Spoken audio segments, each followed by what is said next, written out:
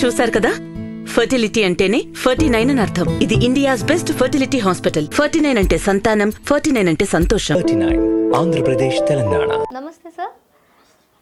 So ఇప్పుడున్న అటువంటి సిచ్యువేషన్స్లో అయితే చాలా వరకు బాగా స్కిన్ అనేది డ్యామేజ్ అయిపోతూ ఉంటుంది.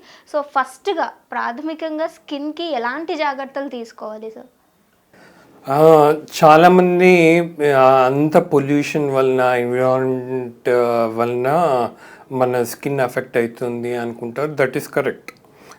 కాకపోతే మనం ప్రివెన్షన్ కూడా మనం తీసుకునేది ఎట్లా అంటే, మనం తీసుకునే ఆహారం బట్టి, మనం తీసుకునే ఫ్లూయిడ్స్ బట్టి కూడా మన స్కిన్ న్యూట్రిషన్ మెల్లమెల్లగా ఇంక్రీజ్ అవుతుంది. అంటే ఎక్కువ చిరుతిండ్లు తినడము, things which doesn't have any nutritional value, like cool drinks తాగడము, ఇవన్నీ మెల్లమెల్లగా మనం రీప్లేస్ చేసుకోవాలి. Like fresh fruit juice or directly fruits తింటే కనుక they are very nutritious to the body as well as మన స్కిన్కి కూడా చాలా యూజ్ ఉంటుంది. అట్లా ఫ్రెష్ ఫ్రూట్స్ తీసుకోవడము, ఫ్రూట్ జ్యూస్లు తీసుకోవడము. ఇన్ జనరల్ సమ్మర్ వచ్చిన తర్వాత ఫ్లూయిడ్స్ ఏదైనా కూడా మంచిదే.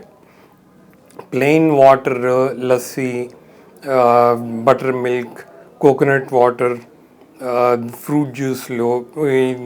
ఇంకా పాతకాలం వాళ్ళైతే కనుక గంజి, జావా అని చెప్పి ఇంట్లో బార్లీ వాటర్ లాగా తయారు చేసి ఇస్తూ ఉంటారు. అది కూడా మంచిది.